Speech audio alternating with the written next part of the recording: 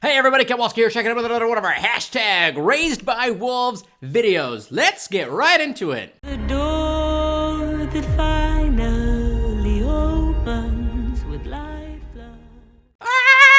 So, obviously this is my first video on Raised by Wolves, and the first season has come and gone for most of you, but I'm super late to the party, and I will tell you right now, I've only seen the first 4 episodes. I have not seen the rest of the season. I know there's 10 episodes total. I'm only about halfway through it, and I wanted to make this video to kind of share some of my thoughts about the show and kind of get some of my theories out there, and I'm curious to hear some of the feedback from some of you guys, because y'all are the ones that recommended that I watch this show, and it is wild. This show is wild. It's definitely one of the strangest shows I've seen in a really, really long time that I'm actually bothering to sit down and watch all the way through. It is wild, but yeah, I wanted to get some of my ideas and kind of unload some of my theories and some of my thoughts on the show, and I want to hear some of your guys' reaction, guys, gals, and pals' reaction to what I'm thinking of as we're going just through the first 3 or 4 episodes here. So let's do it. All right, so from what I gather, we have a situation where on Earth, there is a big war between atheists and religious groups. We'll say that because at this point, I don't know if there were other religious groups or if it's just a 1 versus 1, which is the Mithriar or whatever the hell the name is there. I'm not going to pronounce anybody's names right. But I was saying there's some atheists and there's probably religious groups and probably people in the middle that don't care about either one. So there's a big war. Then one of the religious groups decides to leave on a giant thing called the Ark to go to the Promised Land, which is this planet that we're on. And it looks like these androids, and I don't know if they're a separate faction or if they worked with the atheists. It seems as though they did not work with the atheists because the atheists seem to not really like the androids, but they also were kind of like the subservient people of, you know, of the Mithriar folks. I'm not quite, the factions aren't quite clear to me because it looks like, you know, Mother, who is this badass necromancer, can't die at all, and she's like fucking wrecking people, so I don't see how they could have lost any kind of war. It's unclear as to what the factions are. I'm assuming that later on in the season it becomes more clear.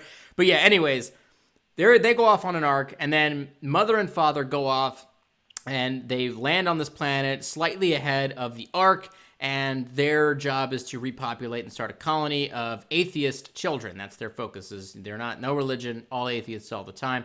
Boom! Suddenly they all start dying. Then the Ark shows up. They want to take the last, surviving kid. They want to steal him and take him back and get rid of this necromancer woman named Mother, who's already kind of beat up Father because he was trying to contact them. And she turns out to be this giant necromancer that she didn't even know she was. Supposedly she's been reprogrammed, so she, friggin' turns, bronze and flies out and yells and blows people up, which is a really cool effect, and I think that's freaking cool. Very scary, but also very, relaxing at the same time. It's like this angel of death coming for you. It's really interesting. I like that a lot.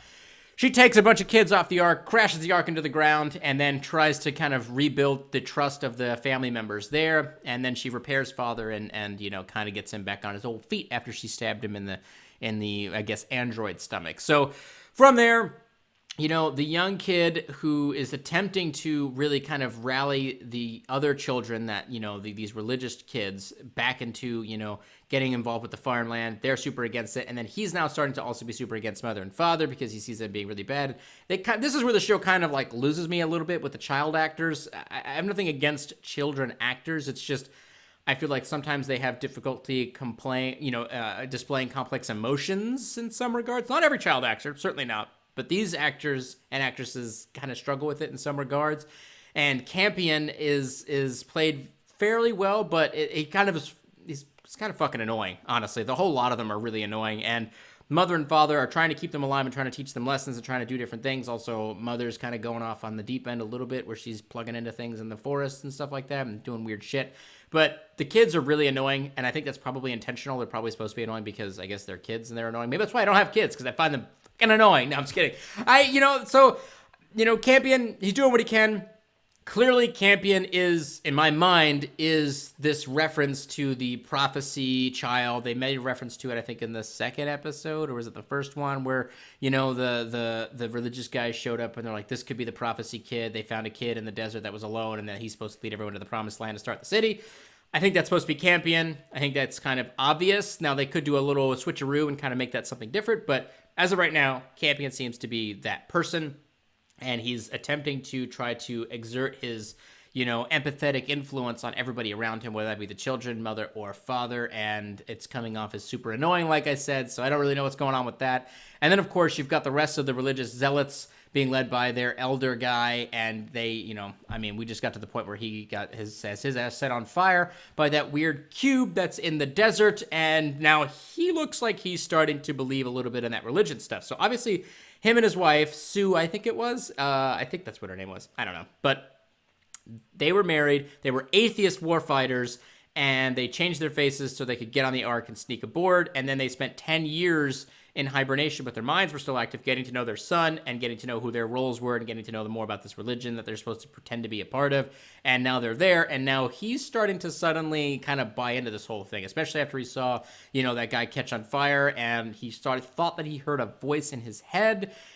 And they kind of just left it at a cliffhanger there. So I think he's leaning more into this religious thing, but I don't think it's going to be a religious answer. I think that this giant artifact that's in the desert, and my assumption is this giant artifact that's in the desert and those weird, creepy, crawly creature things, those are not like animals. I feel like humans arrived there beforehand, and like the creepy crawly things are like just like descendants of those humans that arrived there on that ship, this weird octagonal weird ship that landed, or whatever the hell it was.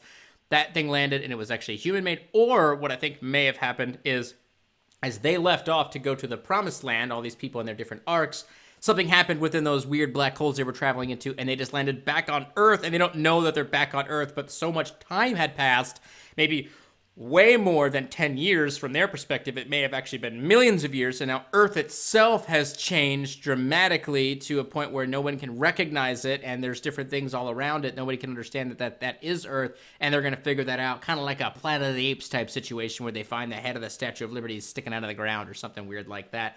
That's what I'm thinking, that maybe these are just Earth descendants, and they're human descendants, and maybe they just devolved into this weird creature thing.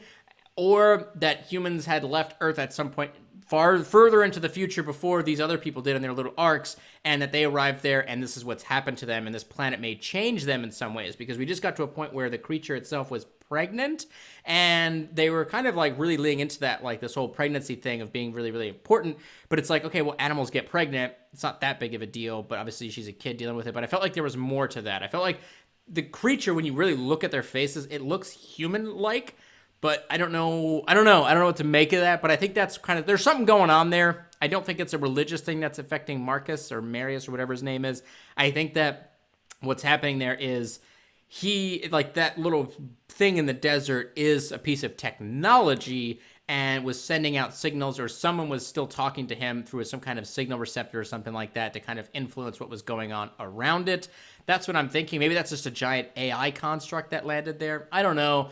These are just some weird theories I'm coming up with. The show itself is so strange and a little bizarre, and every episode there's like another twist and like another So I'm hoping that by episode 10, I'll actually get to understand what the heck it is that's going on. But I don't know yet. But I'm very much invested. I want to see how this turns out. I really am excited to see how this gets resolved. I know there is a second season for the show, so obviously they're going to give us a bit of a cliffhanger. I'm aware of that. But hopefully that some of these questions that I have right now kind of have answers. All right, so I know I just talked your ears off, but ultimately my feelings right now on the show is that it's really well made. There are issues that I have with it. I don't like the fact that Mother, every time she needs to do something new, she's got the ability to do it. What do you got? Ice breath, fire breath, the ability to heal things with her hands. She can fly and blow people's heads off. She's bulletproof. She can do all these weird things. I don't really like that. She's a little bit too much of a kind of a deus ex machina situation there. I don't really like the fact that every time she's in a situation, she immediately has the power to get around it. It seems a little too much, in my opinion, but I think that's also just because we're being introduced to the powers of the necromancer, so it kind of seems like a little silly, but hopefully eventually they kind of, put a bounding box on what she actually has the ability to do, because right now it doesn't seem like there's anything that could really stop her other than just her internal android parts breaking down. So I'm very curious to see how that kind of plays out. Overall, though, I really enjoy the show itself. I like the way it's shot. I like the way that it's framed. I like the music. I like the editing. I like the actors. I think everyone's doing a really great job.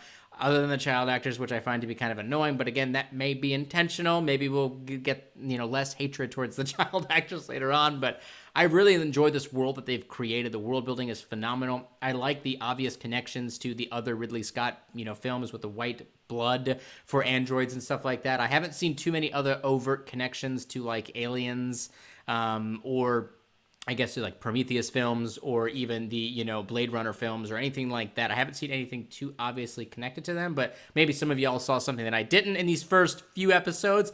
Obviously, we have the second half to get through, so maybe we'll get some more connections or something like that. That would be fun. Little Easter eggs or something like that. A little Weyland-Yutani logo on one of the ships or something. That would be fun. But we'll see what happens there. But I'm very, very excited to figure out what's going on and see the rest of this season. All right, guys and gals, if you enjoyed this video, please throw a like and a subscribe up on the channel. It really, really helps us out here. It allows you to stay up to date with all the latest sci-fi news, reviews, theories, and discussions. And let me know about what you think about regards to my theories down below. Am I on the money? Am I off the money? Can you guys give me some hints about some things that maybe I have missed? Try not to spoil me too much. I would appreciate that, but I'm very excited to get through the season and continue talking about it with all of you. So I will catch all of you guys next time. The door that